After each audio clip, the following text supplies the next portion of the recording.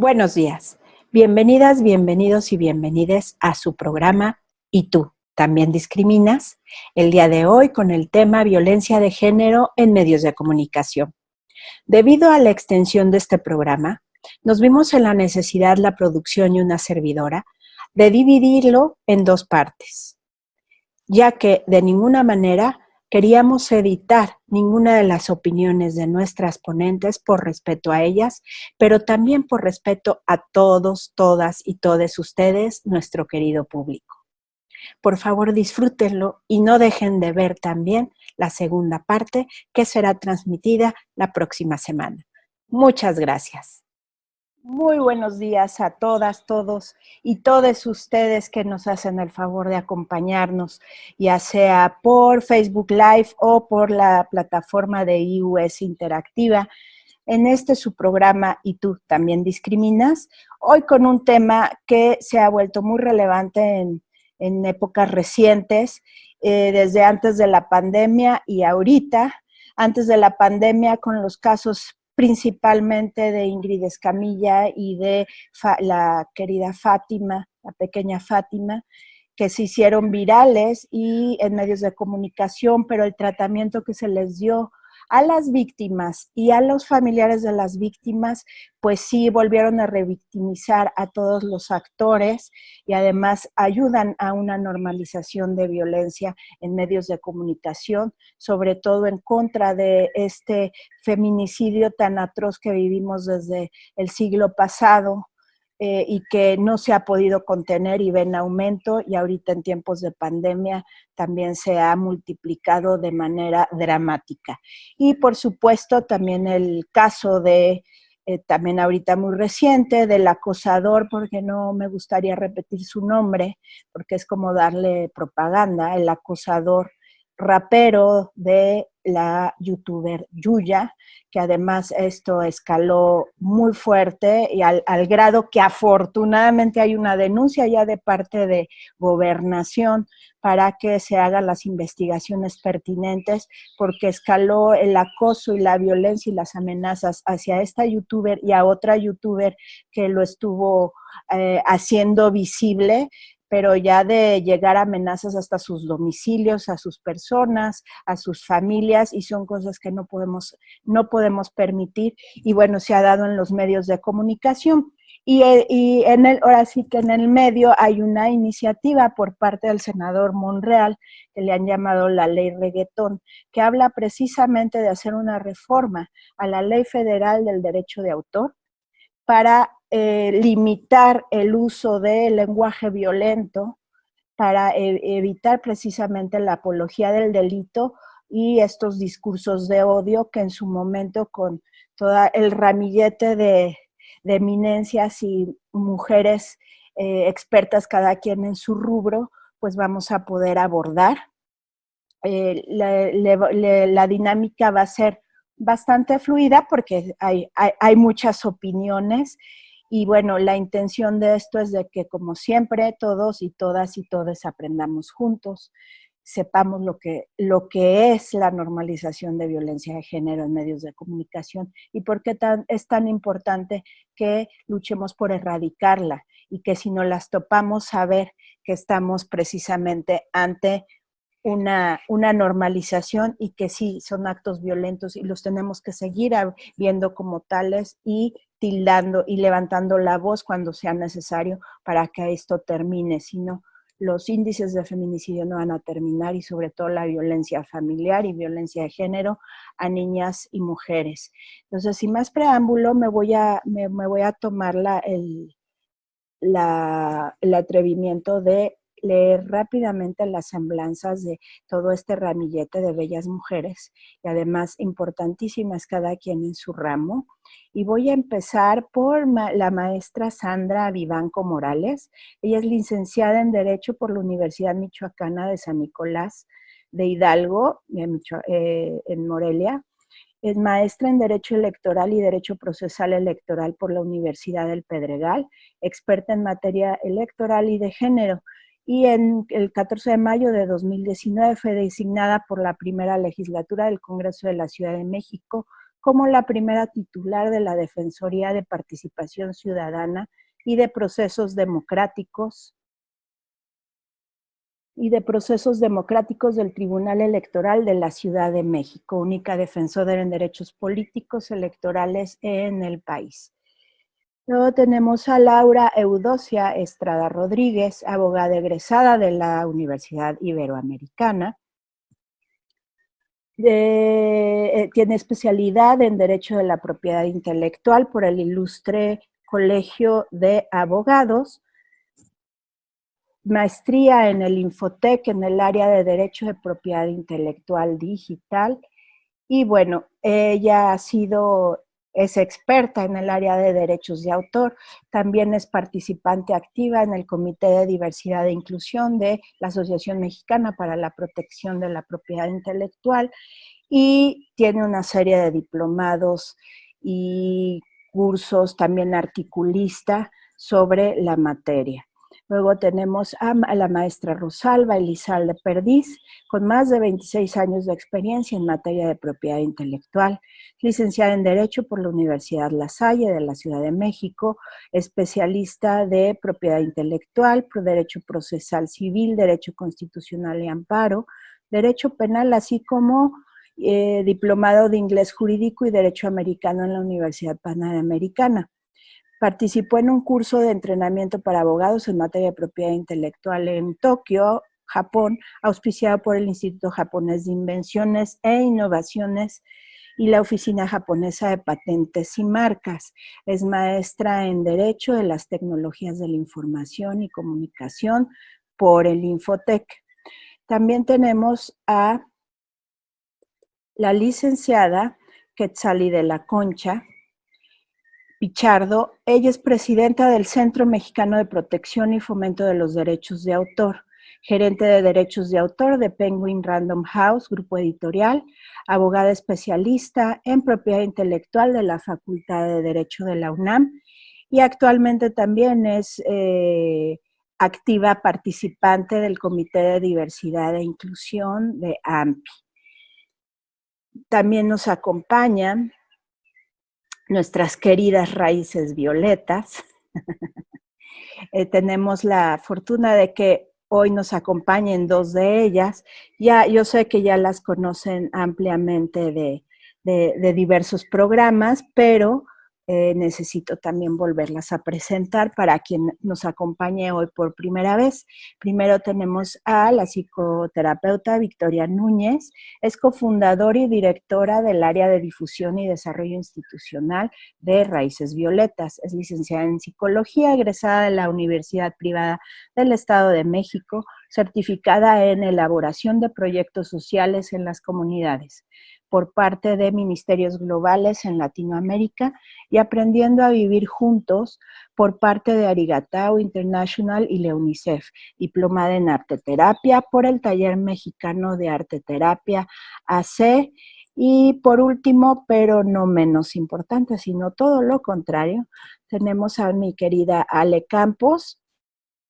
Ale Campos también es parte de Raíces Violetas, y ella es licenciada psicóloga egresada de la Universidad Privada del Estado de México, diplomada en psicoterapia cognitivo-conductual por el IMPCC, introducción a los feminismos de Abya Ayala en América Latina, formación de talleristas en perspectiva de género y Psicología Feminista en Ímpetu Centro de Estudios AC, intervención psicológica en mujeres que viven violencia en Universidad de las Américas y neurobiología de la conducta en el Instituto Mexicano de Terapia de Esquemas AC. También es cofundadora de Raíces Violetas AC y directora del área de intervención psicológica. Raíces Violetas, les recuerdo o les comento a quienes no las conocían, son las encargadas su asociación es encargada de combatir el feminicidio de forma activa, ayudando principalmente a víctimas del mismo y ayudando a difundir información sobre el feminicidio para poder erradicarlo. Entonces, como ven, queridas amigas, amigos, amigues, el día de hoy tenemos un ramillete no solo de bellas mujeres, sino de expertas en sus áreas y además incansables luchadoras en favor de terminar con esta violencia de género, y por eso están aquí, porque en este programa estamos construyendo un mundo libre de discriminación. Y sin más preámbulo, como les comentaba al principio, vamos a revisar todo lo que ha sido la violencia de género en medios de comunicación y la normalización que ha alcanzado. Esto significa que ya lo vemos y ya lo vemos como algo usual hace muchísimos años. Bueno, todavía a fines del siglo pasado, estoy hablando de los 70s, 80s, muchos quizá de ustedes todavía no estaban en proyecto, pues era rarísimo ver en la televisión o inclusive en los medios gráficos, una foto de alguien muerto o de alguien lastimado, o ver una escena de violencia en vivo, o ver una balacera. O sea, eso pasaba quizá en las películas, y esas películas no pasaban de ninguna manera en televisión abierta, sino todo lo contrario. Entonces, pues esto desafortunadamente pues ha ido cambiando con el tiempo, y se ha ido de alguna manera normalizando. Me refiero a que como lo vemos ya de forma muy seguida, sobre todo desde los mediados de los años 2000, por el 2004, 2005, que cada vez más en los noticieros en televisión abierta, pues se hablaba de las violencias por el narcotráfico, por la delincuencia organizada, y en un ánimo de ganar rating, las personas de los noticiarios, los productores, empezaron a poner imágenes muy gráficas de estas violencias. Entonces, lo que hemos ido haciendo a través de ese tiempo hasta hoy es que ya lo vemos como algo normal, la mayoría de la población, sobre todo nuestros niños, niñas, jóvenes y señoritas. Y esto es lo que debemos de empezar a visibilizar para hacer un cambio, para que pare la violencia de género. Entonces, me gustaría, para abrir boca, si nos pudieras compartir, mi querida Ale, ¿qué opinas al respecto de esto?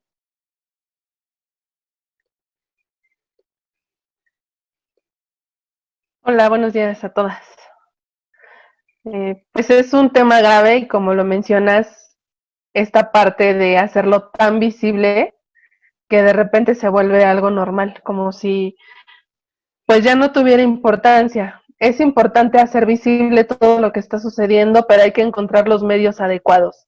No que se vuelva visible y se haga normal de tanto que estamos expuestas y expuestos a este tipo de información. Lo que tenemos que hacer es visibilizar el problema.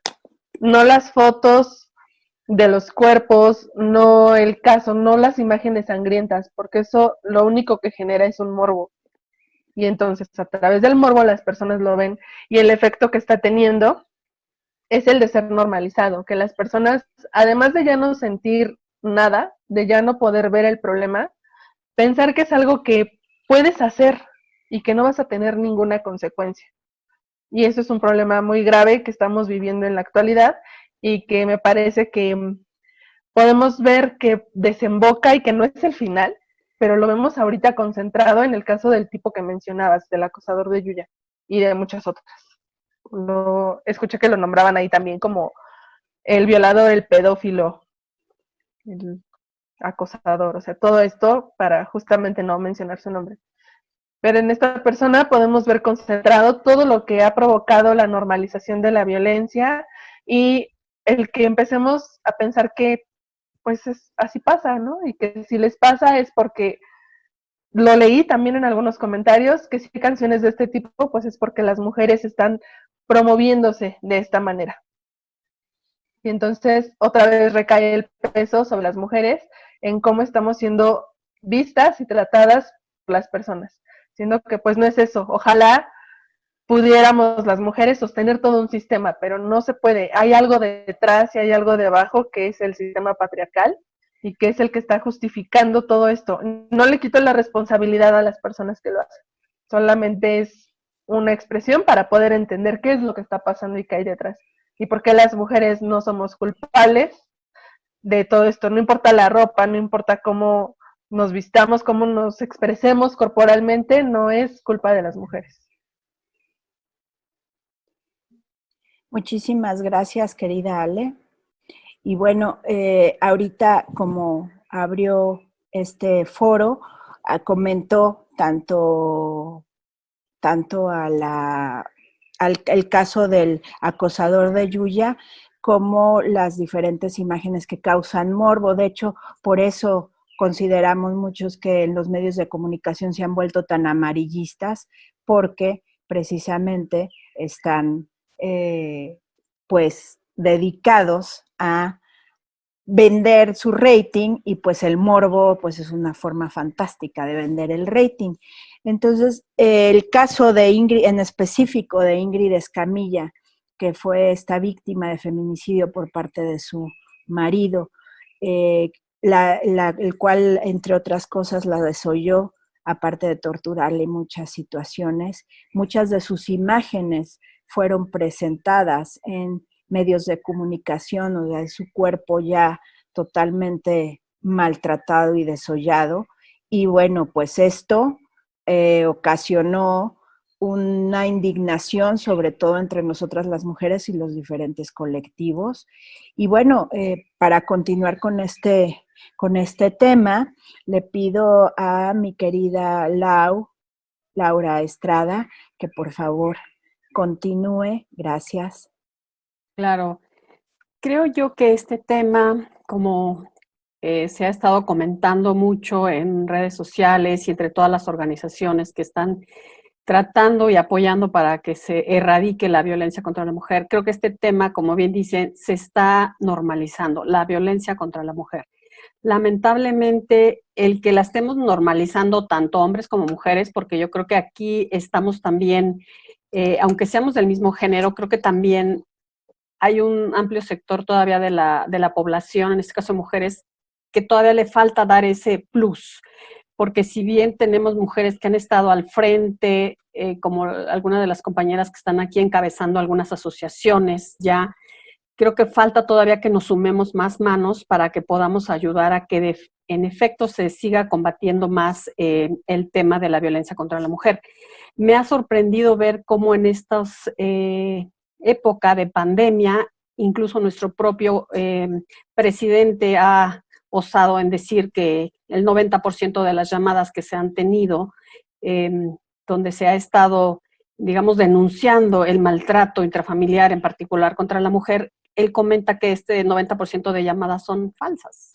Entonces, me parece increíble que nuestras propias autoridades y más de este rango no pues estén bien informadas o bien traten de minimizar los impactos de lo que también derivado pues de pandemia, pero sobre todo de que no tenemos como sociedad pues ese bagaje que debemos de tener de respeto y de valores de entrada hacia pues nuestro mismo género. Y vamos, todo esto pega y se ve ahorita muy, muy marcado en este confinamiento. Lamentablemente creo que es un tema que se tiene que abordar desde muchas aristas. Y de entrada, el primero, yo creo que el papel que tenemos como mujeres, como madres, es como la base. ¿Qué valores le estás inculcando a tus hijos? ¿Qué música les permites a ellos escuchar? ¿Qué películas pueden ver? Incluso el tema de videojuegos. Yo creo que desde ahí viene pues como esta semilla que se va gestando en nuestros niños, en nuestros adolescentes, para que cuando ellos ya lleguen a una etapa adulta donde ellos tienen que convivir con personas del sexo opuesto, pues las respeten como tal, como mujeres, como parejas que van a ser de ellos.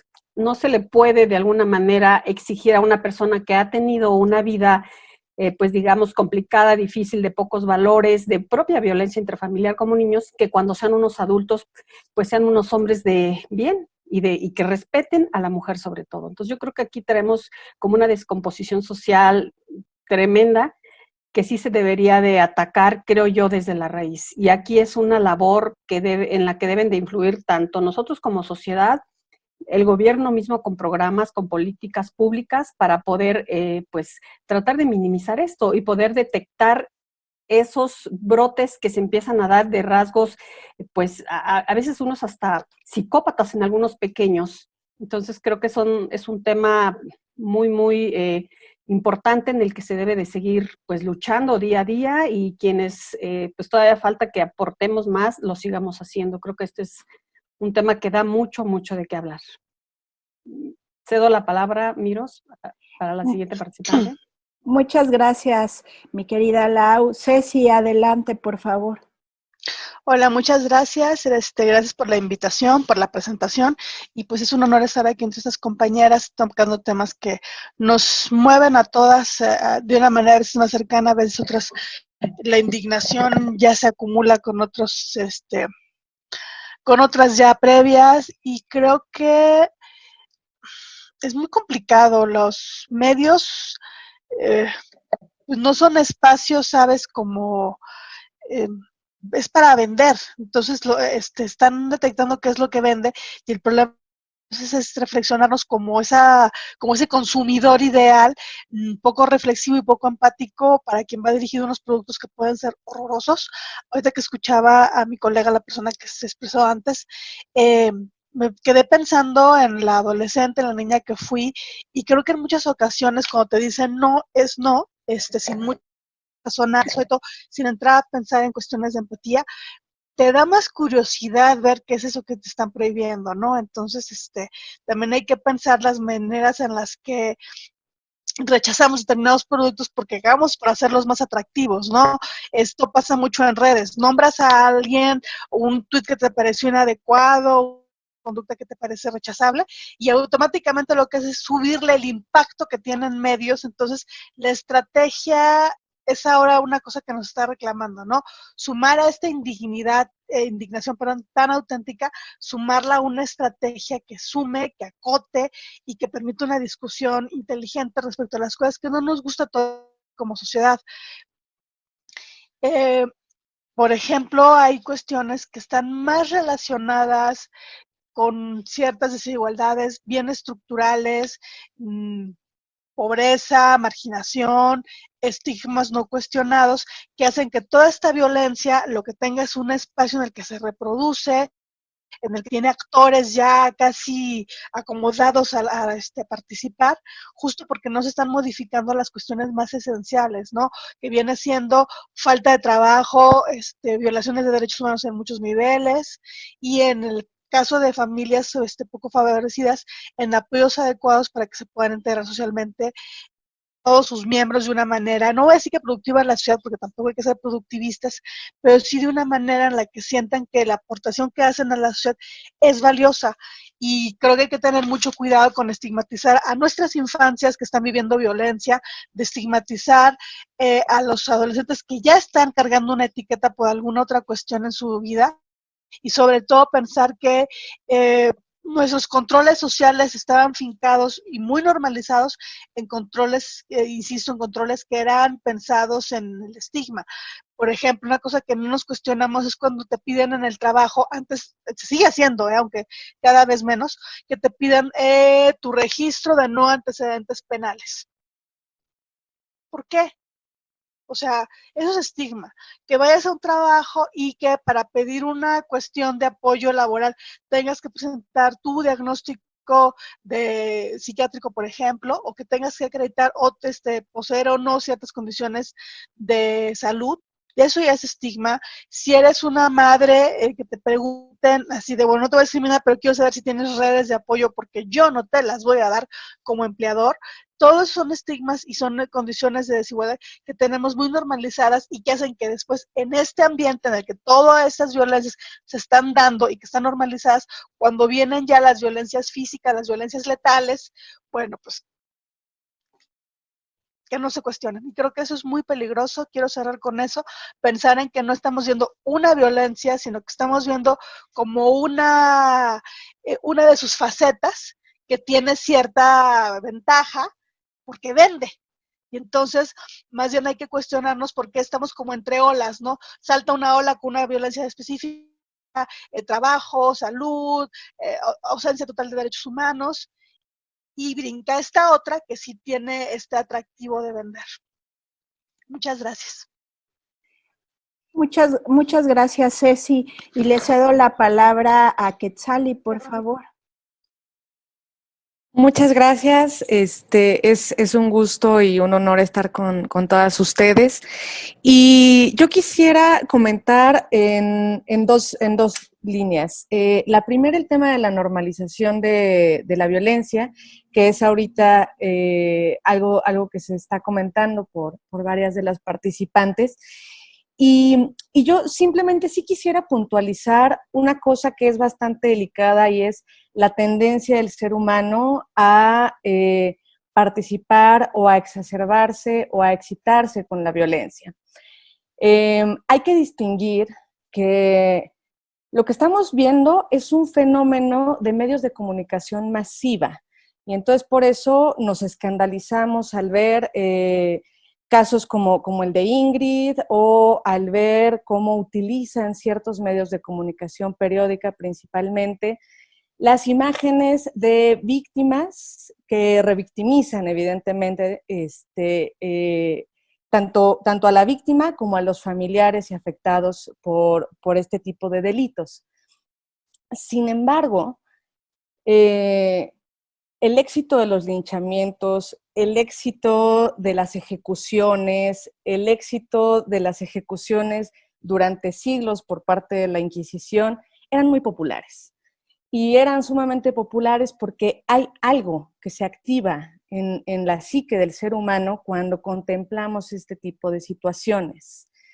Entonces, y esa normalización de la violencia, entonces hay lo que aprovecha en el caso de los medios de comunicación masiva es esta tendencia del ser humano a la que le hemos estado denominando morbo, ¿no? Que es esta atracción que existe para ver cosas que están fuera, y yo esperaría que estuvieran completamente fuera de nuestra normalidad, que lamentablemente ya no es así. Pero es un tema que de pronto es muy amplio en cuanto a los contenidos de entretenimiento, porque lo mismo estamos viendo en películas de terror y la franja se vuelve ¿no? Muy inestable entre lo que es la ficción y es la realidad. Entonces yo por la noche puedo ver una película de terror donde hay un montón de asesinados y descuartizados y al día siguiente estoy viendo en el mismo medio de comunicación periódica a una mujer que fue asesinada, desollada, descuartizada y a una mujer en bikini. Entonces, ojo, hay un tema con el manejo de la imagen en los medios de comunicación que tendríamos que entrar a revisar de forma muy especial.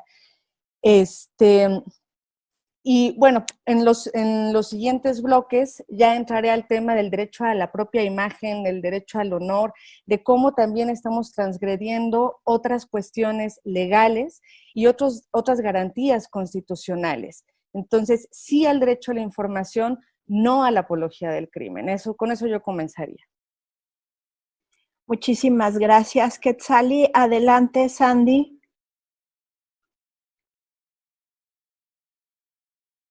Hola, ¿qué tal? Ahí está. Ya estoy. Hola, ¿qué tal? Mucho gusto en compartir con todas. Agradezco tu invitación, mi querida Miros. Y bueno, en este tema de normalización de la violencia, en efecto, yo creo que las generaciones que somos un poquito más, que tenemos unos cuantos años más, lo hemos vivido de manera distinta a las más jóvenes que ahora tienen todos estos medios accesibles para inclusive hacer una denuncia o tener el acceso a la información. Para nosotras fue distinto. Inclusive empiezo nada más y dejo esto como una introducción aparte de lo que voy a platicar, aunque mi tema un poco puede ser más lo que se vive también la violencia en campañas políticas, pero en nuestra cultura general, cómo la música, y haciendo alusión a la persona que cometió esta circunstancia de prácticamente amenazas a una chica, a una youtuber, cómo la música ha permeado siempre y ha tenido este dejo de violencia y de estigmatizarnos a las mujeres, inclusive desde canciones de cuna. Hay una que se llama Cuchito que le cantaban a los niños, y solamente voy a leer una parte, que dice: Cuchito, Cuchito, mató a su mujer con un cuchillito del tamaño de él, le sacó las tripas y las fue a vender, mercarán tripitas de mala mujer. Y como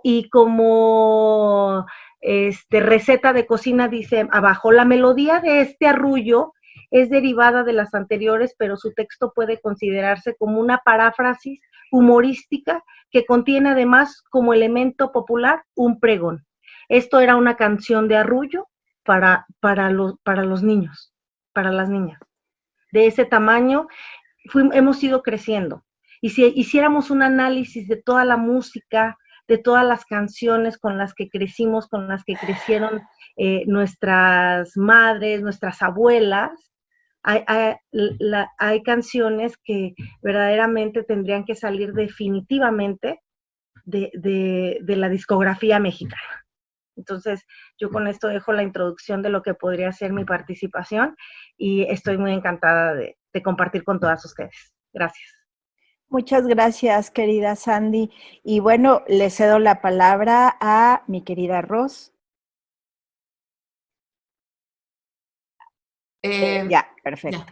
Ya. Bueno, escuchando lo que nuestras compañeras están comentando, yo estoy analizando que, como dice Sandra, tenemos que analizar, que considerar la historia, porque yo empecé a hacer mi análisis y primero que nada tengo que decir que mucha de la violencia que vivimos hoy día es porque a las mujeres, a nuestras madres, a nuestras abuelas, no sé si antes del siglo pasado, previo a la revolución, a las mujeres, ¿qué se les utilizaba para que cargaran? Pongamos la revolución, eran las que cargaban, las que satisfacían las necesidades de los hombres, las que les guisaban, las que los curaban.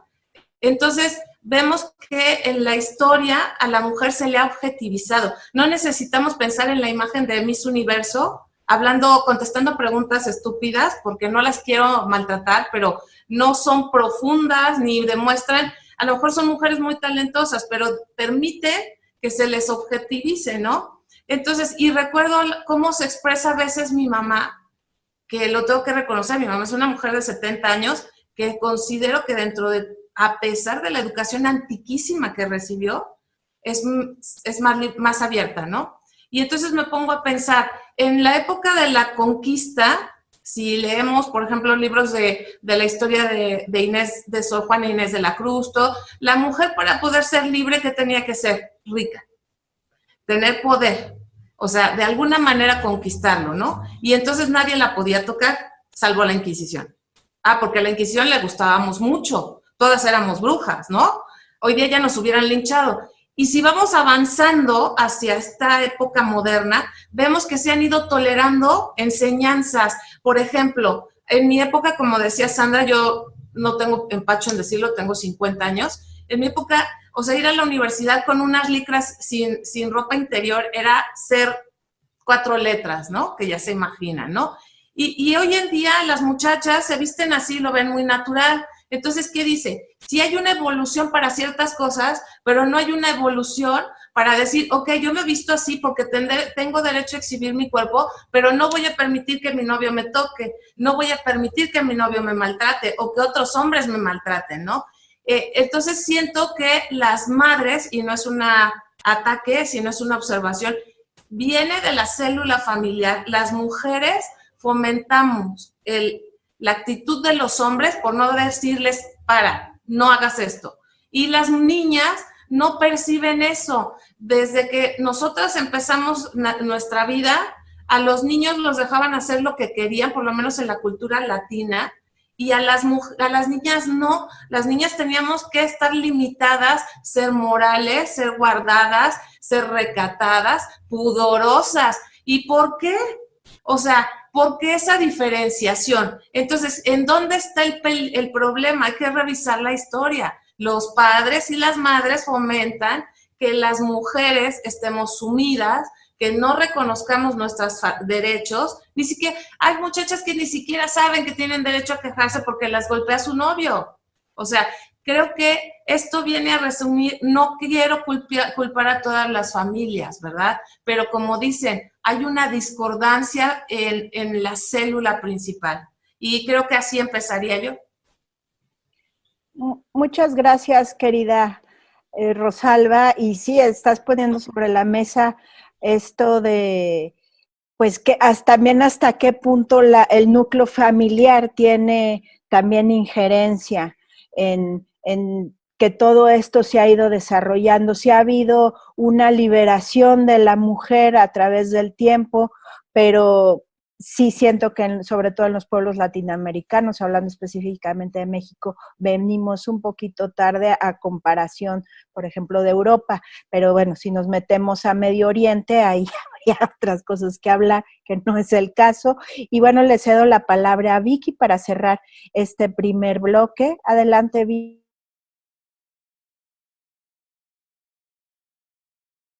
Claro que sí, muchas gracias, Miros, por la invitación. Un honor y un gusto, y cuánta riqueza hay aquí. Deberíamos reunirnos en otras ocasiones para hablar de muchas cosas y también para tomarnos un café bien rico. Creo que va a estar muy, muy padre. Pues bueno, creo que aquí quiero comenzar con 2 puntos importantes, y creo que este tema se hace tan extenso y tan vasto, y bien decían, da para mucho, porque hablamos del tema de las violencias y hablamos del tema mediático. Y un punto importante aquí es considerar la etapa histórica. Me encanta mucho que hayan abordado algunas compañeras puntos en la historia, y habrá que ver en qué etapa histórica nos encontramos en este momento para entender la formación de la realidad y del imaginario colectivo. Con esto me refiero a que el contexto mediático pareciera ser que crea y define la realidad que hoy vivimos. De pronto, si hoy no te haces viral en algo, pareciera que no existes. Entonces, quiero también poner sobre la mesa ese asunto, porque es importante identificar cómo no es hasta que surge un caso mediático de esta índole, como el caso de Ingrid Escamilla, ahorita que hablemos de este hombre también, y el caso de Fátima, en donde comienza a haber reacciones, comentarios, y pareciera ser que es hasta ese momento donde la violencia comienza a notarse, donde la violencia comienza a nombrarse, donde decimos, oye, algo está pasando, ¿no? Y a mí me causa mucho, de pronto me causa mucho malestar, como en las notas de los periódicos, que sin duda es real, pero dice, causa indignación la violencia, ¿no?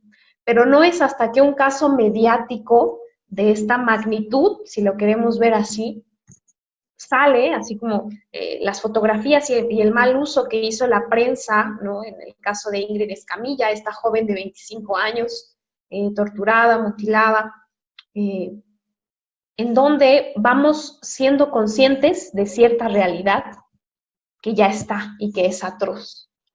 Entonces, es importante que observemos cómo estamos ante un México, si nos queremos acotar a nuestro país, que es reaccionario y es dicotómico.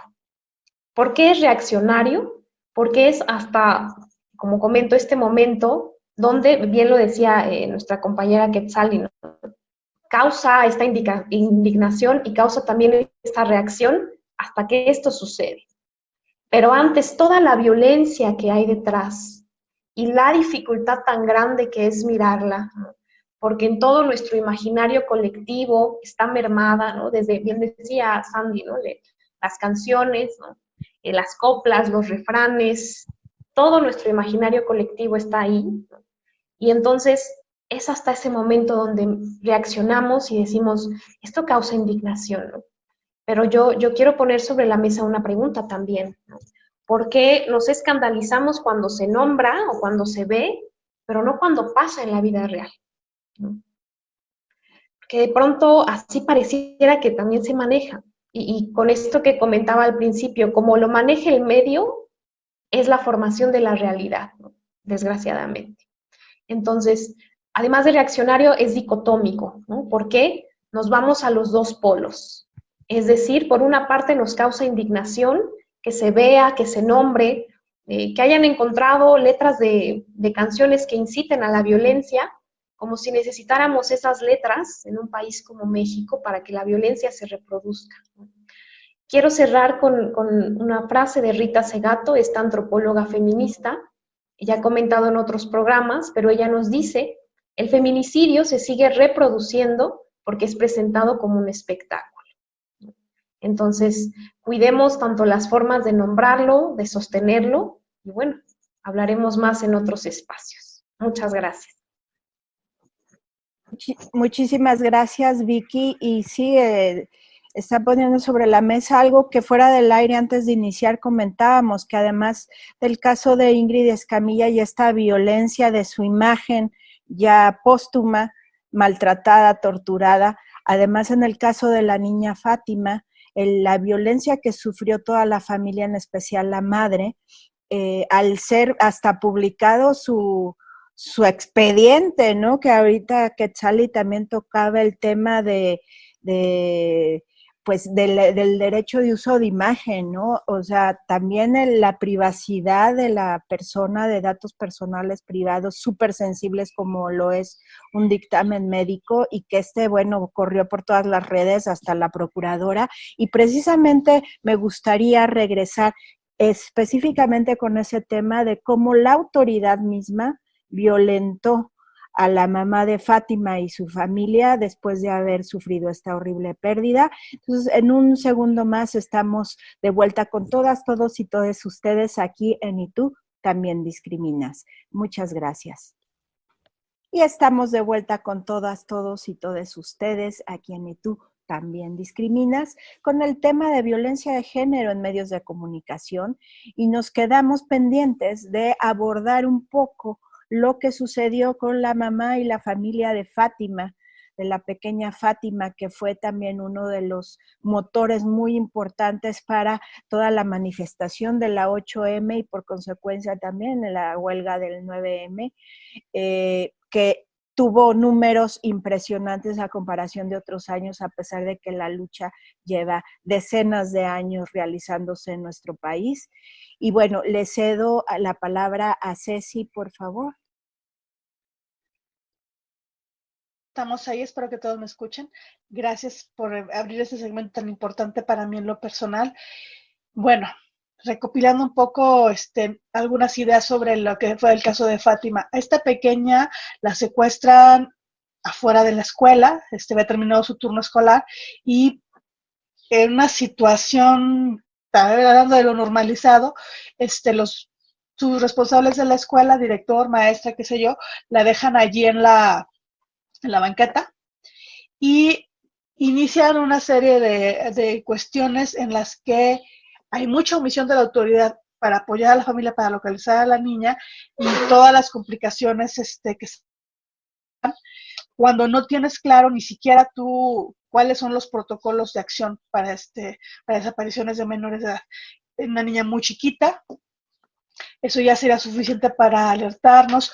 Y la primera cosa que surge aquí es niña en la banqueta sola, que se la pele sola, ¿no? Es horrible. ¿Dónde están adultos responsables en ese primer punto? Y esto empieza como carretera empinada hacia abajo, ¿no? La dejan los responsables de la escuela, y ahora sabemos quién se la llevó. Era una amistad de su familia, sí la conocía a la persona que se la llevó, la niña. Caminan por la colonia, las cámaras la siguen, y de repente ya se pierde la pista. Estaban los videos, estaban en estas instalaciones que tiene la autoridad para dar monitoreo de seguridad, y no se hizo nada, no se activó de inmediato ningún protocolo de búsqueda, pudiéndose haber ubicado tal vez hasta viva, tal vez hasta sin haber sido agredida. La autoridad no hizo nada, me estoy refiriendo a la Procuraduría concretamente, y en Twitter vimos como uno de los tíos de Fátima empieza a pedir ayuda, va a Twitter a pedir asesoría de dónde puede presentar la denuncia. Esto sucede en Tláhuac y acaban yendo hasta Pozalco, me parece, presentar una denuncia, cuando todo debería estar dado para apoyar a la familia. Son horas valiosas para evitar que maten o que agredan a Fátima, pero esto se sirve en este caos, en esta burocracia que no apoya a las mujeres, que no tiene perspectiva de infancia. Y bueno, hasta ahí ha sido este secuestro y toda una bola de omisiones inexplicables e injustificables. Pero ¿qué pasó también en paralelo? Empiezan el juicio público. Esa mamá se tardó mucho en aparecer. ¿Dónde andaba esa mamá? Ya parece que estaba en el tráfico. Ahí empieza la primera cuestión en la que lo primero que brinca es ¿dónde está la mamá? Cuando en realidad es ¿dónde estaba la autoridad también? Las autoridades escolares y las de seguridad pública. Bueno, ya empieza el juicio ahí donde ya vemos este sesgo de qué esperamos de la mamá. Porque no dicen los papás dónde estaban. Es la mamá. Pero conforme va avanzando el caso, aparece a pantalla, y esto siempre lo quiero sacar, en prensa, en medios, todo tuvo la consistencia de enfocarse en esta mamá. Estoy hablando con todo respeto de la señora Magdalena Antón, quien tiene todo el respeto, todo el derecho a expresar su dolor y desesperación por su hija de la manera en que ella lo pueda hacer, y es que eso está mediado por la discapacidad que tuviéramos ella, Miroslava y alguien más en común, pues también hay que saber respetar esas expresiones, porque lo siguiente fue empezar vean, está ingoogleable, empezaron a cuestionar, qué raro, ¿cómo habla? Parece que no le duele lo de la hija, parece que está muy tranquila, y empieza a colocarse la noción de que ella pudiera haber sido la que se la llevó. Incluso muchos comentarios acerca de, ya cuando aparecen los videos de la persona que se lleva a la niña, se parece a la mamá, se parece a la hermana. Las explicaciones eran fantasiosas, terrible. Y en un punto de estos, entre entrevistas y todo, empieza a surgir la cuestión acerca de qué le pasa a la mamá de Fátima, y la pregunta, la acelera una de las funcionarias, Ernestina Godoy, que hace una cosa imperdonable. Acude a un noticiero con Aristegui, y allí está empujando coleteando, es que está enferma, es que desafortunadamente algo tiene, ella y el marido, para acabar soltando en 2 ocasiones, en 2 entrevistas distintas, que hay un diagnóstico de salud mental donde es frágil la salud de la mamá de Fátima, de la señora Antón. Eso es una violación a sus derechos. Sus condiciones de salud no tienen por qué ser de dominio público, mucho menos en una situación de estas, mucho menos explicando omisiones de la Procuraduría, y es peor, y con esto cierro para aventar el paquete de la indignación a las demás compañeras. Además, esto además de que es público, es en medios masivos, en televisión y en radio, y en todas las materias digitales que le dan seguimiento. Además, lo que sigue de esto es que el DIF local, de la Ciudad de México, el DIF local, pone a lanzar comunicados informando prácticamente también omisiones de parte de ellos en el cuidado de la familia de la niña, y exhibiendo pues que ya había situaciones complicadas en el núcleo familiar, pero también exhibiendo que no se le están dando los apoyos adecuados. Por un lado, se le exhibe como se aprovecha el estigma sobre la salud mental de la vida de Magdalena Antón, pero sin hacerse cargo de la responsabilidad de las omisiones tremendas, ya nada más de lo que era el núcleo familiar de Fátima. Olvidémonos de todos los riesgos y de que fueron riesgos letales para la niña. Simple y sencillamente lo que hubo es una autoridad usando estigma, y otra más, que es el caso del DIF, haciendo omisión así como de, ay, sí dimos seguimiento, fuimos, cerramos la puerta y no nos interesó más, y ahora se murió la niña. Entonces, ese tipo de cuestiones están impunemente realizadas porque, claro, Magdalena tenía encima el estigma de ser una mujer loca, de tener discapacidad psicosocial, y de loca en plan de estigma no la bajan en los medios y en comentarios de la gente que ahora sí tiene manera de abonar a la escena pública. Y esto caso solo nos pone en la vista que no es lo mismo ser loca que loco, hay un patriarcado de diferencia, y en este caso, aunque reivindiquemos la locura como una cuestión de dignidad, en este caso estuvo servida como estigma, y se olvidan los derechos humanos de la familia. Todo eso estuvo mezclado en una aparente investigación. Hoy no ha habido más avance en este caso, y sobre todo no ha habido avance en las investigaciones de las omisiones de las autoridades. Muchas gracias. Cierro micrófono. Sí, gracias. Al contrario, muchas gracias, Ceci, porque nos hizo esta fantástica introducción muy concisa, porque hay muchos más detalles que hablar del caso, y le cedo la palabra a Quetzali. Muchas gracias, y sí, gracias Ceci por el contexto, porque es importantísimo para entender que aquí se presentaron varios problemas e inicialmente, para continuar con esta línea que nos describe Ceci, esta situación en la cual no solo la autoridad, sino los medios ponen sobre la mesa la posibilidad de decir, bueno, ¿qué tal si no volteamos a ver las inconsistencias de la autoridad, del tema de seguridad pública, de los administradores del centro educativo? ¿Y qué tal si mejor volteamos a decir que la culpable y la responsable de todo es la mamá? Porque además, en efecto, o sea, el papá vela por su ausencia como culpable. Y se transforma a la madre en la figura en la cual recae la responsabilidad de todo, ignorando por completo, oye, intenté levantar una denuncia y me dijiste que no me ibas a atender hasta que no pasaran, pues por lo menos unos 3 o 4 días para saber que de veras la niña está desaparecida. Y eso ya también es una violencia institucional tremenda.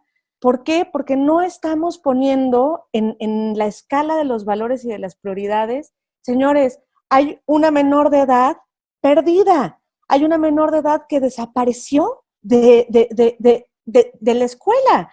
Entonces, no importa si la mamá se le hizo tarde, perdón, es la única que puede llegar a recoger a la niña. Entonces, porque además comenzó también una discusión de, bueno, no, la entregó un profesor, no, la dejaron en la banqueta, ¿dónde está la responsabilidad y dónde están los protocolos de la Secretaría de Educación para los administrativos de los centros educativos? Que ese sería un punto fundamental, que es el eslabón más delgado por el cual se rompió la cuerda. ¿Por qué se entrega a otra persona? No importa si la conocían, no la conocían, si era la prima, la amiga, la comadre, no importa. Solo hay una persona o dos, porque tendrían que ser en estricto sentido, tanto el padre como la madre, los registrados ante el centro educativo para poder recoger a la niña. Y después de eso viene la violencia institucional de decir, no, pues mire, no estamos muy seguros de si sí está desaparecida o no. Perdón, cuando llega una madre, un padre de familia a decir, mi hijo, mi hija, menor de edad, que tiene 7 años, no está, tiene que haber un actuar de la autoridad inmediato. Y esto después lo coronamos, ¿no? Es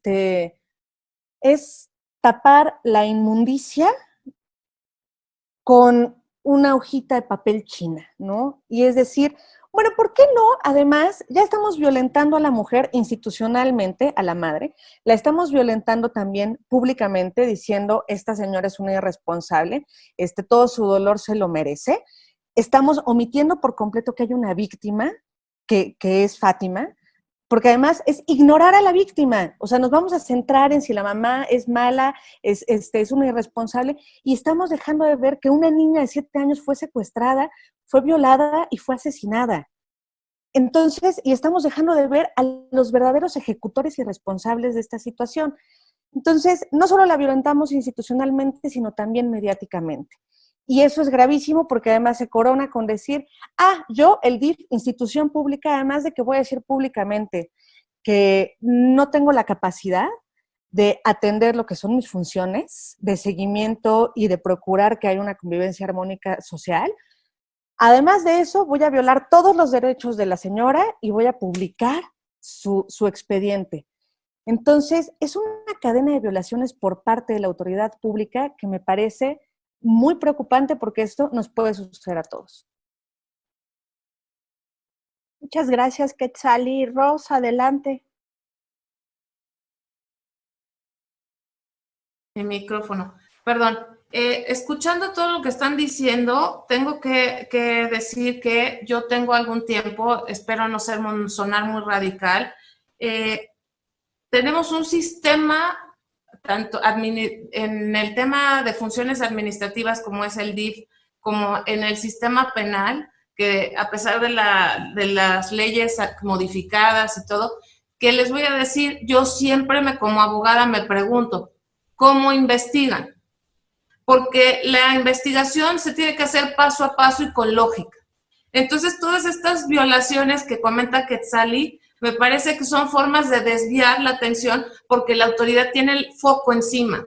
Y lo que menos quiere tener es eso, que la crítica pública de que soy un negligente, de que me dan presupuesto y no funciono, ¿no? Por otro lado, también quiero introducir otro punto de vista que leí hace tiempo en una revista española, que se refiere a todos los juicios y los estigmas que se establecen en las redes, porque la gente aprovecha el anonimato. La gente se vuelca a juzgar a los demás y porque siento yo que se proyecta, las psicólogas nos dirán, ¿verdad? Pero esa es mi percepción, se proyectan en lo que está sucediendo o quieren como distanciarse de esa realidad y decir, no, yo no soy como esa persona, yo soy perfecta y porque soy perfecta y nadie sabe quién soy, voy a tirarle piedras, porque además, hombre, somos mujeres y lo sabemos, las peores y más fuertes críticas de las mujeres muchas veces son otras mujeres, particularmente cuando se trata del papel de maternidad, porque todas tienen una forma distinta de abordarla. Sin embargo, no reconocen que la forma en que yo lo hago es una forma privada, personal, porque radica en mis ideas y mis enseñanzas. Y lo que haga otra no quiere decir que necesariamente sea deficiente, sino que puede ser que sea una forma diferente que no comulgue conmigo, pero no tengo por qué atacarla. Pero ahí tengo los medios electrónicos, tengo el acceso a la información, sin saber verificar si esa información es real o si esa información es nada más una cobertura de humo para que la autoridad no se ponga presionada y pues ahí se vaya olvidando el asunto. ¿Cuántas investigaciones sabemos que llegan a su final? Perdón que lo diga, pero creo que el sistema no solo falla en cuanto al tema, no solo hay un problema de fondo en cuanto a la ideología y el tema social, sino también están las instituciones que no hacen su trabajo y que muy fácilmente delegan, desviando la atención del público, que se deja llevar como borreguito hacia lo que no debe de ser, lo que no es el punto central del tema. Y si agregamos la cobardía del anonimato en redes, pues estamos fritas, porque fácilmente se dan los linchamientos digitales, ¿no? Y eso es lo que yo quisiera agregar a este tema. Muchas gracias, Rose. Adelante, mi querida Sandy. Gracias.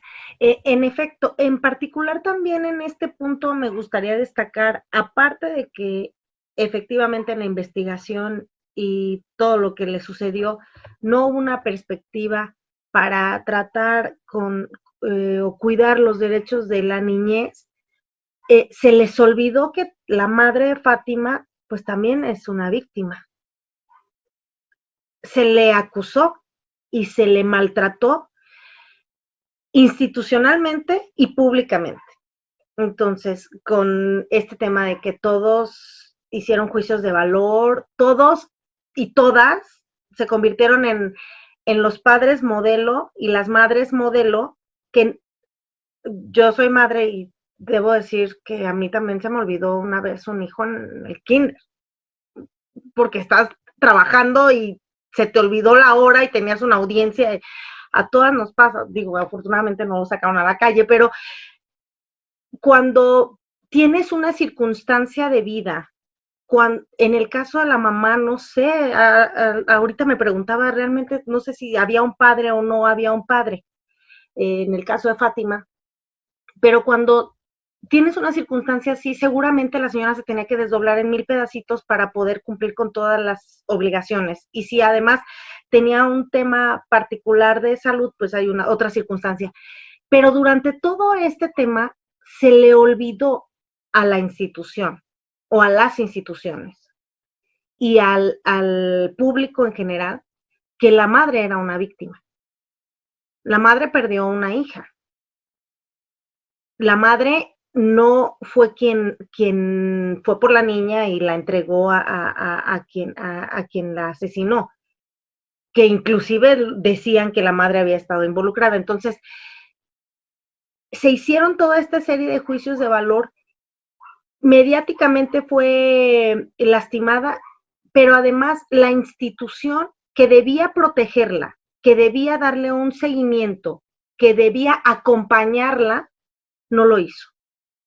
La dejó a su suerte y creo que esa fue la parte más importante por la que muchas y muchos se sintieron particularmente atraídos con este tema y fue el motivo por el que el día 8 y 9 de marzo también hubo mucha protesta, porque hubo quien sí sintió, sí acompañó a la madre. Como que se polarizó la opinión pública entre los que, como bien dice Rosalba, tuvieron juicios de valor y la acusaron y salieron los mejores padres modelo que pueden existir a lastimar a una madre que estaba teniendo un proceso particular, y hubo los otros o las otras personas que también acompañaron como, a ver, tranqui. Y entonces acompañaron socialmente la queja y la protesta. Pero más allá de ello, quiero decirles que desde mi perspectiva y desde mi punto de vista, que puede ser muy sesgado, porque cuando tienes un hijo también lo ves distinto. No te imaginas cómo reaccionarías si estuvieras ahí. Y no quiero decir que quienes no tengan hijos no puedan sentir eso, sino que lo ves quizá desde otra perspectiva. Yo creo que cualquier persona se volvería o perdería el sentido. No sé si podrías articular un discurso perfecto o podrías llorar, o no sé si hay un protocolo de actuación en el momento en que estás viviendo un proceso como el de la señora. O sea, no sé si va primero el lloro y grito y me desgarro para que me crean que lo estoy sufriendo y después, o sea, no lo sé. Entonces creo que los procesos de cada quien son distintos. Si ella tiene una circunstancia particular, esa es otra cuestión que abona, pero creo que se nos olvidó o revictimizamos públicamente a una víctima aparte de Fátima. Gracias. Adelante, Ale. Me gustaría retomar algunas situaciones. Hablando ya de las mamás, tenemos en Raíces Violentas mucho acercamiento con más víctimas colaterales de feminicidio. Y pues algo que me gustaría mencionar es que no caigamos en la trampa patriarcal de pensar que ellas son las que educan, que las madres educan y perpetúan. Porque detrás de la educación de las madres está toda una educación patriarcal. Y hay que recordar también que la educación no es de una sola persona. Tener hijos implica a dos personas, y cuando una de esas dos personas no está, entonces está enseñando a partir de la ausencia, o cuando esta ella es violenta, enseña a partir de las violencias también. Eso es educación. Pero también hay que recordar que toda esta educación no viene limpia de quiénes son estas dos personas. Está contaminada, está sesgada, está borrada por todo un sistema patriarcal, que es pues únicamente este sistema de creencias y valores que se están pasando de una generación a otra. Eso también hay que tenerlo muy en cuenta. Y hay que ser cuidadosas también en esta parte de la revictimización y de no caer tampoco en otra vez los estereotipos de género, en los roles que supuestamente deben cumplir las mujeres, porque entonces ahí volvemos a lo mismo. Como mencionaba, ¿no? Pasa este caso de Fátima y entonces es, ¿dónde estaba la madre? Sí, y las autoridades y el padre y todo, ¿no? Y también desviamos la atención, nos concentramos en dónde estaba la mamá, en dónde estaba el papá, quién se la llevó. Ahí es donde tenemos que poner la atención, quién se la llevó y qué está pasando, por qué está sucediendo tanto, por qué en los últimos años ha aumentado de esta manera el feminicidio infantil. Eso es muy importante. Y pues saber que a las mujeres nos educaron, y nuestras madres, nuestras abuelas, estamos educadas dentro de un sistema. En la parte psicológica de Raíces Violetas, lo que vemos mucho es esto. No podemos cambiar toda la estructura, no podemos cambiar nada más en lo individual, necesitamos trabajar la parte colectiva, porque el patriarcado es esto, es todo el sistema de creencias que se materializa en el machismo, en las prácticas cotidianas e individuales de las personas. Tenemos otro caso también en donde se puede caer en el estereotipo de género con la mujer, que es lo que mencionaban ya. ¿Cuál es la reacción que deben tener las madres cuando ven que sus hijas fueron asesinadas o están desaparecidas? Es que no tienen por qué cumplir ningún rol, ni ningún papel, ni ninguna función. La reacción es diferente, va a depender del proceso cognitivo que esté llevando cada una de ellas. Y eso hay que respetarlo. En el caso del feminicidio de Valeria Rivero, pasó también. A la señora Adriana la revictimizaron, mandar a Vale por un refresco. Hay que checar todo eso de fondo y si queremos tirarlo, estirarlo desde la raíz. Gracias. Gracias, mi querida Le. Hubo un poquito de falla técnica, pero esperemos que sí se haya escuchado toda la idea completa, que comentabas el caso de otro feminicidio donde se victimizó a la mamá por haber mandado a Vale por un refresco, ¿no? Entonces, híjole. Y le cedo la palabra a Lau, por favor. Gracias, Miros. Bueno, siguiendo con este tema, me gustaría darles mi opinión de cómo es que yo veo este caso y me gustaría enfocarlo desde 2 puntos de vista. El primero va pues hacia la negligencia de las autoridades, que esta negligencia empezó desde el día 1 y no es desde que la niña desapareció, sino de acuerdo a lo que yo estuve leyendo, ya desde algunos años atrás, particularmente desde el 2015, se habían dado algunas denuncias por parte de la familia de esta menor, las tías, algunas de las tías y tíos, donde habían denunciado que la niña estaba siendo sujeto de maltrato, de descuido. Sí había definitivamente algún tema de inestabilidad emocional, psicoemocional de la mamá de la niña. Y esto ya había sido reportado. ¿Qué pasó? ¿Por qué no se le dio seguimiento a estas denuncias? Esto suele pasar mucho. De nada sirve que personas que sí se preocupen por el bienestar de menores hagan estos reportes o estas denuncias, si al final del día las autoridades simplemente las van a archivar para fines estadísticos, tal vez ahí les sumen números, pero se cierran esos expedientes y no se les da seguimiento. Y muchas veces, aunque la familia vaya a querer saber cómo sigue la investigación, pues mientras no haya un impulso como tal procesal de la familia, y por qué no decirlo, lamentablemente, aunque se diga que la justicia debe ser pronta y expedita, y sobre todo que no debe de tener pues un costo, pues sí lo tiene, ¿no? Muchas veces si no tienes ese impulso económico, lamentablemente las cosas no se mueven. Entonces, aquí las autoridades desde ese momento fueron negligentes en no darle seguimiento a este caso de maltrato y de abandono que se venía dando de esta menor. Ahora, se da esta situación de la desaparición de la niña y posteriormente, bueno, de su asesinato, de su violación, lo cual es muy lamentable y como han dicho mis compañeras, se está revictimizando aquí nuevamente a la madre al acusarla como si ella, para desviar el foco de atención, en este caso de la prensa, como si ella fuera la responsable de este funesto resultado. Sin embargo, en realidad, estos son una serie de pasos que se vinieron dando desde el momento en que se hace la denuncia de que en ese hogar había maltrato y había abandono por parte de la madre y del padrastro de la niña, y de un padre ausente, como también ya se comentó anteriormente. Entonces, ahí traemos una situación ya de desatención a los derechos de los menores. No obstante que tenemos tratados internacionales, legislación nacional que tutela los derechos de estos pequeños, pues en la mayoría de los casos, estos quedan en absoluto silencio. Alguno que otro sí son atendidos cuando ya entra ahí temas ya de opinión pública, cuando ya sale esto a la luz, pero son los menos. Lamentablemente, en su mayoría, se toman cartas en el asunto solamente ya para sancionar la comisión de un delito, y esto es una pena realmente.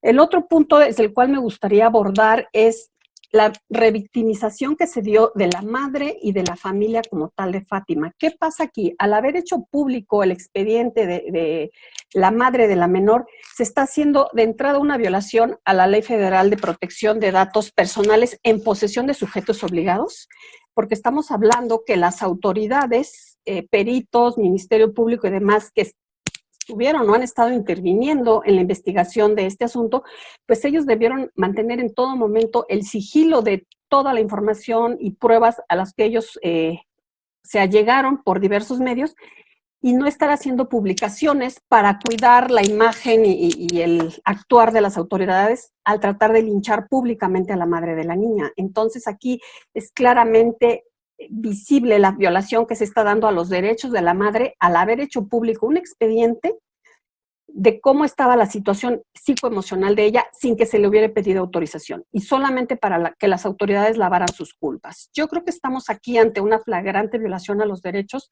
de datos personales de esta persona, de la señora Magdalena, y sobre todo también estamos ante una violación a lo que es el derecho a la intimidad y al honor de esta persona, porque estos son derechos que están tutelados en la Constitución misma y de ahí en demás legislación que tenemos, tanto a nivel local como federal, y no debió haberse hecho pública esa información sin que antes de alguna manera se hubiera consensado, que creo que si a la señora le hubieran preguntado, estando ella en este estado inestable, como se dice que está, pues hubiera sido también un consentimiento viciado. Entonces yo creo que simplemente no debió haberse sacado esa información para evitar que justamente pues se viera esto que está ocurriendo ahorita en redes sociales, ataques a la autoridad, de la gente que se está sintiendo pues de alguna manera identificada con esta familia y pues que estamos en general rechazando el actuar de las autoridades, porque estamos seguros que lamentablemente en todas las ocasiones que se dé, digamos, actos de este tipo, pues en general van a tender a decir, pues murió por tal o cual causa, siempre la van a atribuir a factores externos y nunca lo van a hacer tomando pues la responsabilidad que tienen como autoridad. Si hay negligencia, si no hubo un debido proceso y demás. Entonces yo creo que son temas en los que tenemos que seguir tocando, tenemos que seguir abordando hasta que las autoridades pues realmente hagan un cambio interno en su forma de actuar, de llevar a cabo los procesos, las investigaciones y sobre todo que eduquen a su personal, que hay derechos que no se pueden simplemente violar de esa manera tan tajante porque pues ya hay leyes que también nos están protegiendo en contra de esas pues, divulgaciones no autorizadas de datos personales y sobre todo cuando son sensibles. Gracias, Miros. Gracias a ti, Lau. Y nada más recordarle a nuestro auditorio que en el artículo 1 de la Constitución dice claramente que toda autoridad está obligada a respetar y proteger los derechos humanos y salvaguardarlos, cosa que evidentemente en ese caso ninguna de las autoridades que participaron lo hizo, desde la autoridad escolar, que no siguió el mismo protocolo que tienen de si hay un niño que no ha llegado por él, llevarlo ante la autoridad, el Ministerio Público. Adelante, Vicky. Muchas gracias, Miros.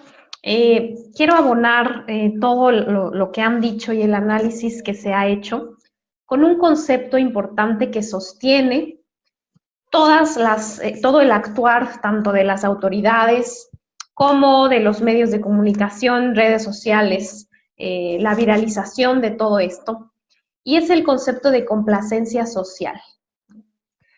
Vamos a hablar que el Ministerio de la Mujer y Poblaciones Vulnerables, el MIM, reunió una serie de características que poseen los potenciales feminicidas, aclarando y acotando que no tiene que ver con un perfil patológico, un diagnóstico, como ya mencionaremos en un futuro, pero sí tiene que ver con ciertas características que se reúnen para que un potencial feminicida, ¿no?, una persona crezca en estos contextos y se convierta en un potencial feminicida, ¿no?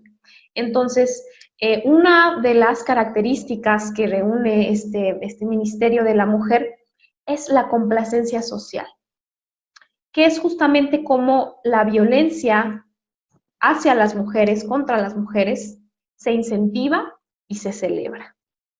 Es decir, ya no solo está normalizada, ¿no? Ahora se añaden esto de incentivarlo y celebrarlo, ¿no? Y cuando yo buscaba este concepto y este término en simposios pasados que en Raíces Violetas hemos dado, me encontraba con que la complacencia tiene que ver con la confianza, la certidumbre, incluso la pasividad para permitir muchas cosas, ¿no?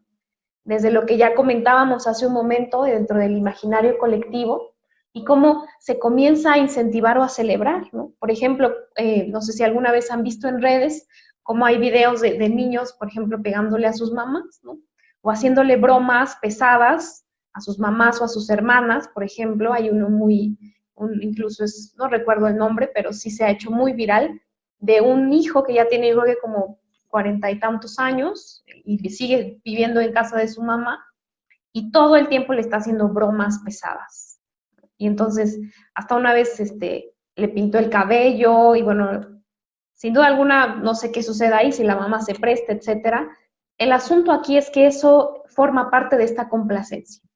Y eso nos lleva justamente a sostener, no a legitimar, pero sí sostener como todas estas actuaciones, ¿no?, que se dieron en el caso de Fátima con su mamá. Nuevamente vemos la gran diferencia dicotómica entre la perspectiva que se le da, ¿no?, al feminicida y la perspectiva que se le da a la mamá.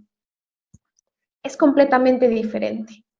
Incluso la sensación, ¿no?, de decir cómo un hombre sí puede cometer errores, ¿no?, y vamos a ponerlo entre comillas, pero una mujer no puede, en ningún sentido, ¿no?, y menos hablando de maternidades, ¿no? Entonces, tocaban por ahí el tema, ¿no?, justamente de cómo el anonimato en redes incentiva también, ¿no?, y tiene que ver con lo que comentaba acerca de la formación de la realidad a partir de todos estos medios que hoy tenemos, ¿no? Hay un filósofo que es Zygmunt Bauman, sociólogo, donde nos habla del concepto de la sociedad líquida. Se lo recomiendo bastante a toda nuestra audiencia, en donde justamente nos habla que todas las opiniones son válidas, por ejemplo. Y entonces se va formando una liquidez y se va nuevamente justificando y legitimando que mi opinión pueda contener violencia, ¿no? ¿Por qué? Porque todo es válido, ¿no? Porque estamos en libertad de expresión, ¿no?, por ejemplo. Entonces, estamos en un tiempo histórico donde esa línea no existe. Se ha difuminado, ¿no?, completamente. Entonces, vamos a saber que esto sostiene y legitima la violencia y así se añade también, se entreteje el concepto de la revictimización, ¿no?, que es justamente donde pareciera ser que en esta actualidad te violentan y te matan porque quieres que pase, ¿no? Y este caso nuevamente dejó ver la realidad, ¿no?, en la violencia que se le hizo a la mamá de Fátima, en donde esto te pasó porque eres mala madre, ¿no? Y aquí viene un México que te recuerda que tenemos que ser madres perfectas, ¿no? Y si no, viene todo una tortura y un linchamiento hacia ese sentido. Y no solamente al ser madre, ¿no?, sino también el modelo de mujer, ¿no?, que tenemos que ser, que ya abordaban en un pasado, en donde justamente, ¿no?, te mataron porque estabas en un baile, ¿no?, en un antro, y además ibas vestida de tal o cual forma, ¿no? Y cómo eso ha habido tanta crítica, pero si se dan cuenta no cambia. Los medios, tanto la prensa, continúan utilizando, ¿no?, esta forma que en un inicio comentaba Ceci, ¿no?, respecto a la venta, ¿no? Los medios van a vender absolutamente todo. Entonces, esta complacencia social me parece importante que podamos comenzar a indagarla desde nuestras personas, ¿no?, desde nosotras mismas, y cómo de pronto nos encontramos celebrando estas violencias desde todos nuestros espacios, ¿no?, legitimándolas, y también las reproducimos, ¿no? Entonces, parte de la complacencia social viene también con el otro tema que vamos a ligar, ¿no?, acerca del caso de, pues, esta música, si se le puede llamar también así, ¿no?, en donde nuevamente solo se deja ver una pequeña, ¿no?, mirada, un pequeño espacio de una realidad atroz. Muchas gracias, Miros. Muchas gracias, Vicky. Y bueno, sí se han puesto cosas sobre la mesa muy importantes. Antes de irme al corte, nada más quisiera decirles que cometí un garrafal error. Hablé de una iniciativa y se la atribuí al senador Monreal y fue el senador Salomón Jara el que la presentó. Una disculpa pública, porque ahorita hay muchas reformas en materia de derechos de autor y las estamos revisando. Pero sí es un error que sí quise acotar. Me tengo que ir a un corte, pero regreso y le voy a ceder la palabra primero a Ceci, que quiere nada más hacer una precisión respecto a la discapacidad psicosocial en estos temas, pero en breve estamos de vuelta con todas, todos y todes ustedes, a quien y tú también discriminas. No. Rápidamente estamos aquí de vuelta con todas, todos y todes ustedes. Y bueno, sin más preámbulo, le cedo la palabra a nuestra querida Ceci. Adelante. Muchas gracias, Miros. Bueno, pues yo nada más cerrar celebrando todas las valiosas aportaciones de las compañeras. Esta es una mesa padrísima. Y nada más mencionar esto que traigo. ¿Por qué era interesante hablar de la condición de la señora Antón? Porque vende, porque hay un morbo, porque hay un estigma sobre la salud mental, porque si tú quieres decir mi adversario político lo voy a descalificar y quiero decir algo de él, vas a decir que poco, vas a decir que hay que ponerle camisa de fuerzas y así lo vas a dibujar en memes, en carteles políticos, en las caricaturas del periódico, vas a sacar videos en Twitter. El estigma sobre locura sigue permanente y es el que facilitó que encontraran qué decir para descalificar a estas víctimas y violar sus derechos humanos, donde además está muy olvidado la misma Constitución que prohíbe la discriminación y las obligaciones internacionales que tiene México, que están contenidas en la Convención sobre los Derechos de las Personas con Discapacidad, que muy claramente dice que esta madre con discapacidad psicosocial no estaba actuando en estricta negligencia como la juzgaríamos en una noción capacitístico-arrista, sino que lo que requería y le faltaron fueron los apoyos para conducir su familia de una manera segura, afectuosa y sobre todo ejercer la maternidad de una manera eficiente dentro de su núcleo, no eficiente al gusto de las demás personas que no comparten las condiciones que ella tiene. Entonces, insisto, esto no pasa porque ella sea un caso aislado, ocurre porque todas las personas cuando escuchamos chistes sobre locos, cuando alguien dice, por ejemplo, voy a cerrar con esto un ejemplo, cuando tú ves el cajón de estacionamiento reservado para personas con discapacidad, lo primero que dicen, salió caminando, es un discapacitado mental porque no tiene discapacidad física y no debe ocupar ese espacio. Entonces, es muy curioso cómo hasta para defender los espacios de estacionamiento se hace uso de la discapacidad psicosocial y la condición mental de la persona para descalificar. Esto tenemos que decir que no va a bastar con que parezcan una pena fuerte para los violentadores de Fátima, sino que tenemos que revisar nuestros estigmas. Y cuando estamos hablando y cuestionando cuerdamente y hablando de locura como estigma, estamos abonando a un espacio donde lo que le va a pasar, lo que ya le pasó a Magdalena Antón, le va a pasar a otra madre loca, a otra persona con discapacidad social, a otra mujer loca, porque insisto, no es lo mismo ser loca que loco.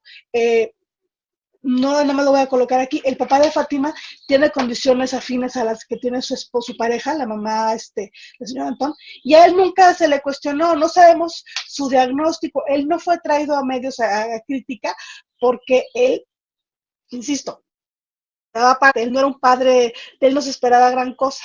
Por eso decía hace rato que no es lo mismo ser loca que loco, porque hay un patriarcado de diferencia en el que se normaliza que te juzgan por ser loca y además en el que se normalice que se piense que la madre tiene que tener ciertos estándares más allá de lo que normalmente esperaríamos de cualquier otra persona en el cumplimiento de sus obligaciones. Muchas gracias.